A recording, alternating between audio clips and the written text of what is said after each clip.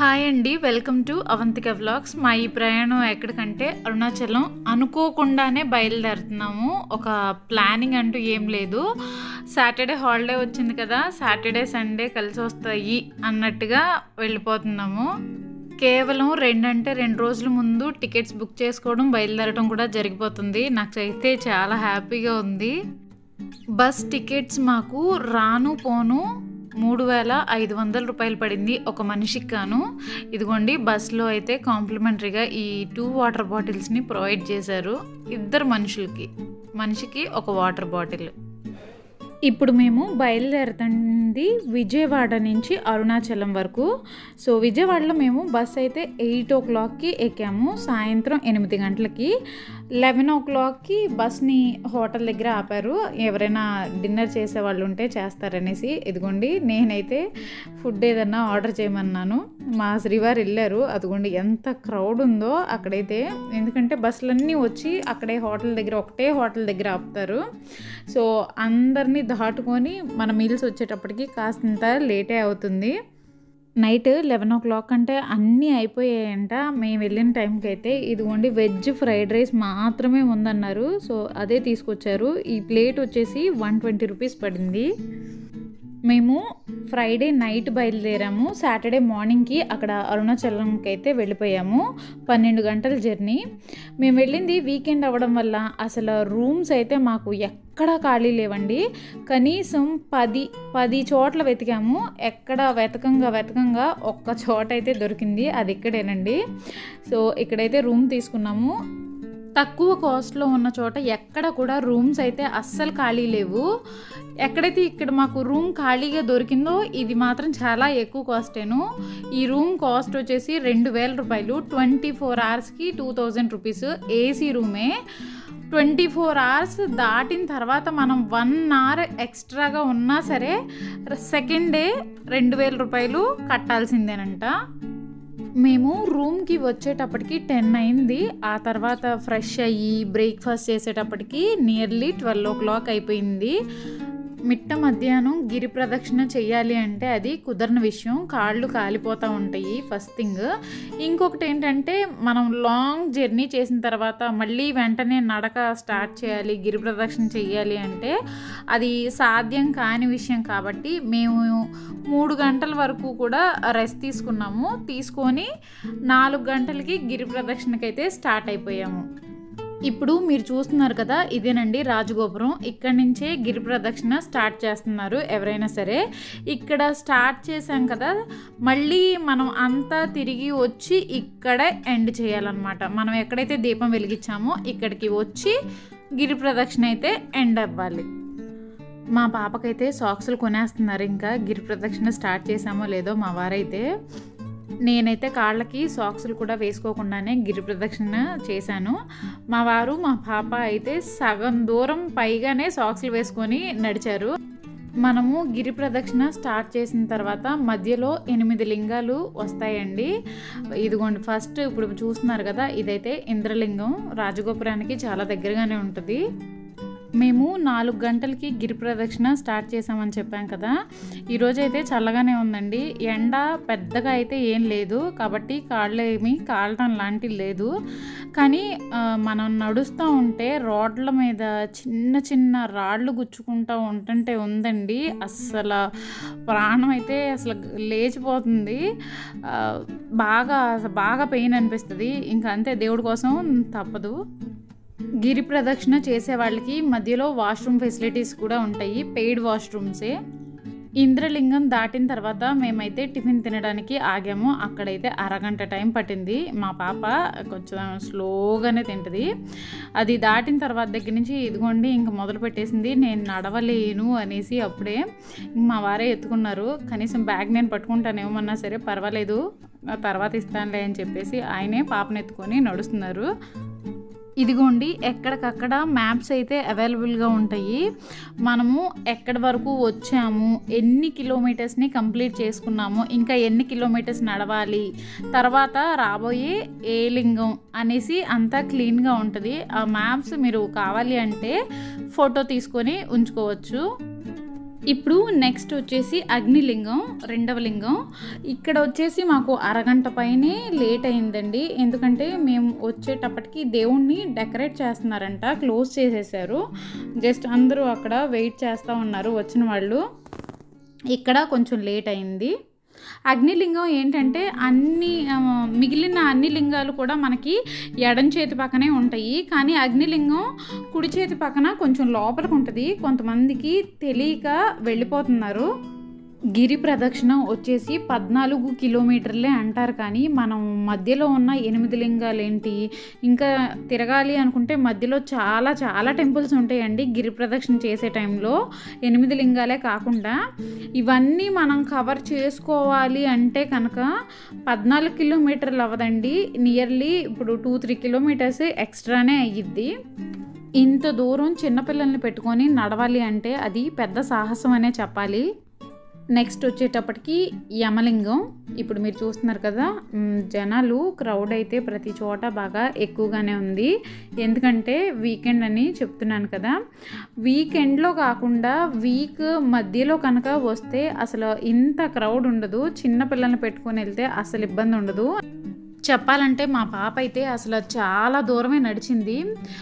బాగా కాళ్ళ నొప్పులు పుట్టినాయి అంటే తప్ప ఇంక నేను నడవలేను అని ఏడ్చినప్పుడల్లా ఇంక మధ్య మధ్యలో కాసేపు మా వారు ఎత్తుకుంటూ ఉన్నారు. మొత్తంగా ఒక 2-3 కిలోమీటర్స్ ఎత్తుకొని ఉంటారు మా వారు. మిగిలిన దూరం అంతా కూడా పాపం తనే నడిచింది. సాయంత్రం 7 దగ్గర నుంచి చూస్తున్నాను, ఎక్కడికక్కడ అన్నదానం జరుగుతూనే ఉందండి. కాస్త దూరానికి మధ్య ఒక్కొక్క చోట పులిహోర పెడుతున్నారు, ఒక్కొక్క చోట వెజ్ బిర్యానీ, ఒక్కొక్క చోట కట్టె పొంగులు పెడుతూనే ఉన్నారు. ఫుడ్కి అయితే ఎట్లాంటి లోటు ఉండదు. అన్నదానాలు కాకపోయినా ఇదిగోండి షాపుల్లో కూడా మీకు కావాల్సింది దొరికిద్ది. కూల్ డ్రింక్స్ ఏంటి, వాటర్ బాటిల్స్, టిఫిన్స్, టీలు, కాఫీలు, చాక్లెట్లు, బిస్కెట్లు, అసలు ఇది లేదు అనేది ఏమి ఉండదు. అంత ఫుడ్ ఐటమ్స్ అయితే దొరుకుతూనే ఉంటాయి. గిరి ప్రదక్షిణ చేస్తూ కాళ్ళ నొప్పులు బాగా ఉన్నవాళ్ళు ఉంటారు కదా, సో అట్లాంటి వాళ్ళ కోసం ఇదిగోండి చూస్తున్నారు కదా, ఆ చైర్స్ అయితే అవైలబుల్గా ఉంటాయి. మనం అందులో కూర్చొని కాళ్ళు కనుక పెడితే కాళ్ళకి మసాజ్ అనేది జరుగుతూ ఉంటుంది. గిరి ప్రదక్షిణ చేసేటప్పుడు ఏవి మాట్లాడకూడదు. ఏదో అవసరం ఉంటే అంతవరకు మాత్రమే మాట్లాడుకోవాలి తప్ప ఏదో పిచ్చాపాటి కబుర్లు వాళ్ళ గురించి వీళ్ళ గురించి మాట్లాడుకోవడం అట్లా ఏమీ చేయకూడదు. మీకు అంతగా బోర్ కొడుతుంటే కనుక ఫోన్లో లింగాష్టకం పెట్టుకోండి, లేదంటే కనుక అరుణాచల మహత్యం పెట్టుకొని వింటూ నడుస్తూ ఉండండి. అదే అయిపోతుంది గిరి ప్రదక్షిణ. మీరు తీసుకునే రూమ్స్ గుడికి దూరంగా కంటే కొంచెం దగ్గరలో ఉండేటట్టుగా తీసుకోవడమే మంచిది. తక్కువ కాస్ట్లో ఉంటాయి కదా అని చెప్పేసి గుడికి కొంచెం దూరంగా రూమ్స్ తీసుకుంటే మనం మళ్ళీ అక్కడి నుంచి ఆటో ఛార్జెస్ పెట్టుకొని గుడి దాకా వచ్చే బదులు కొంచెం వాకబుల్ డిస్టెన్స్లో తీసుకుంటే బెటర్ అని నేను అనుకుంటున్నాను. గిరి ప్రదక్షిణ చేసేటప్పుడు కానివ్వండి, దర్శనం అయిన తర్వాత కానివ్వండి, నాకు ఎదురైన ఎక్స్పీరియన్స్ ఒకటి షేర్ చేస్తాను, వినండి. మేము సీరియస్గా గిరి ప్రదక్షిణ చేస్తూ వెళ్తుంటే ఒక అమ్మాయి పాపను పెట్టుకొని ఎత్తుకొని ఉంది. ఆమె అంటుంది, మీరు తెలుగు వాళ్ళేనా అని అడిగింది. అవును, మేము తెలుగు వాళ్ళమే అని చెప్పాను. చెప్తే మేము పర్సు పోగొట్టుకున్నాము, ఏదన్నా తోచిన సహాయం ఉంటే చెయ్యండి అని అడిగింది. ఇంకా మా వారికి జాలేసి ఏదో మాకు చేతనైంది ఏదో ఇచ్చాము. అది అయిపోయింది ఫస్ట్ ఇన్సిడెంట్.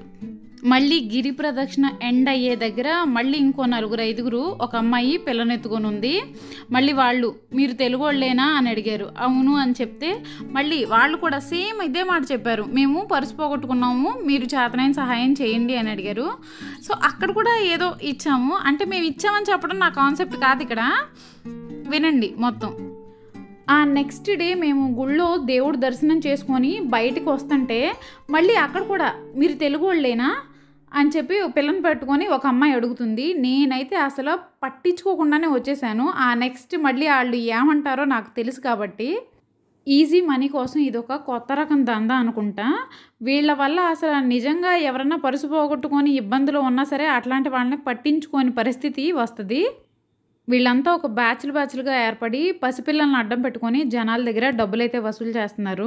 నేను ఎందుకు ఫేక్ అనుకుంటున్నానంటే, ఏదో ఒక ఇన్సిడెంట్ మనకు ఎదురైతే అది రియల్ అనుకుంటాము, రెండోది కూడా సరే ఓకే అనుకుంటాము, మూడోసారి కూడా సేమ్ అదే డైలాగులు చెప్తుంటే అది నిజమని నేను అసలు అనుకోవట్లేదు.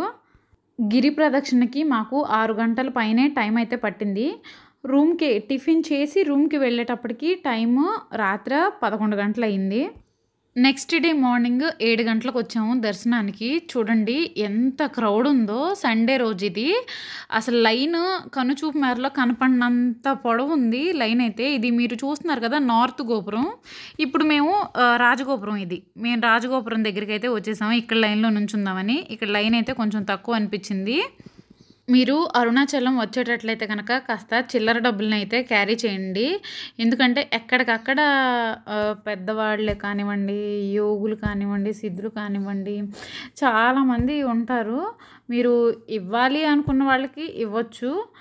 వాళ్ళు గిరి ప్రదక్షిణ చేసే దగ్గర ఉంటారు. గుడి చుట్టుపక్కల అసలు అడుక్కి ఉంటారు. అసలు మనం క్యూ లైన్‌లోకి వెళ్తాం కదా! క్యూ లైన్‌లో కూడా ఉంటారు.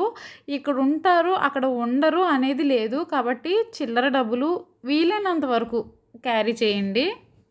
ఇంకొకటి నేనిక్కడ అబ్జర్వ్ చేసిందేంటంటే, క్యూ లైన్స్ దగ్గర అసల నీట్‌నెస్సే ఉండదండి. తాగి పడేసిన వాటర్ బాటిల్స్ ఏంటి, టీ కప్పులేంటి, లేకపోతే అసలు ఏ చెత్తంటే ఆ చెత్తే తిని పడేసిన అరటికాయ తొక్కలు మగ్గిపోయి, అసల క్యూ లైన్స్ దగ్గర అసలు ఏమాత్రం నీట్‌నెస్ ఉండదు. కారణం ఏదైనా కానివ్వండి, నలుగురు వస్తా పోతా ఉంటారు. కొంచెం పవిత్రమైన స్థలం కాబట్టి గుడి వాళ్ళు నీట్‌నెస్ మెయింటైన్ చేస్తే బావుండును అని అనిపిచ్చింది. ఎటు గుడికి వచ్చే భక్తులు ఎక్కువగానే ఉంటారు కాబట్టి వాళ్ళకి డొనేషన్స్ కూడా బాగానే ఉంటాయి అని అనుకుంటున్నాను. కాబట్టి దానికి తగ్గట్టే మెయింటైన్ చేశారు అంటే వచ్చే భక్తులు ఇంకా పెరుగుతా ఉంటారు. దేవుడి దర్శనానికి 2 లైన్స్ ఉంటాయండి. ఒకటి ఫ్రీ దర్శనము, ఇంకొకటేంటంటే 50 రూపీస్ టికెట్. మేమైతే 50 రూపీస్ టికెటే తీసుకున్నాము. ఫ్రీ దర్శనం అయితే ఇంకొంచెం ఎక్కువ టైం పట్టిద్ది 50 రూపీస్ మీద. అందుకని ఇదే తీసుకున్నాం. అయినా సరే మాకు దర్శనానికి 4 గంటల టైం పట్టింది. 7 గంటలకి క్యూ లైన్‌లో నుంచుంటే 11 గంటలకి దర్శనం పూర్తయింది. ఇది ఆలయం మినియేచర్ అండి. 50 రూపీస్ టికెట్ దర్శనంలో ఇది అయితే ఉంటది. గుడి చుట్టూ ఉండే గోపురాలు మొత్తం అంతా క్లీన్‌గా చిన్న మినియేచర్ అయితే పెట్టారు. బావుంది కదా! మీరు చిన్న పిల్లల్ని కానీ, పెద్దవాళ్ళని కానీ తీసుకొని దర్శనానికి వచ్చేటట్టయితే మాత్రం వీక్ డేస్‌లోనే రండి. వీకెండ్స్‌లో మాత్రం రాకండి. చాలా ఇబ్బంది పడతారు. మనం నడవగలం కానీ, చిన్నపిల్లలు కానీ, పెద్ద వయసులో ఉన్నవాళ్ళు కానీ నడవలేరు. దర్శనానికి అన్ని గంటలు నుంచోవాలన్నా నిలబడలేరు కాబట్టి చెప్తున్నాను. మాకైతే అరుణాచలం ఈ 2 రోజుల ట్రిప్‌కి 14,000 రూపాయలయింది. ఎందుకంటే మేము అనుకోకుండానే ప్లాన్ చేసుకోకుండానే బయలుదేరి వెళ్ళాం కాబట్టి.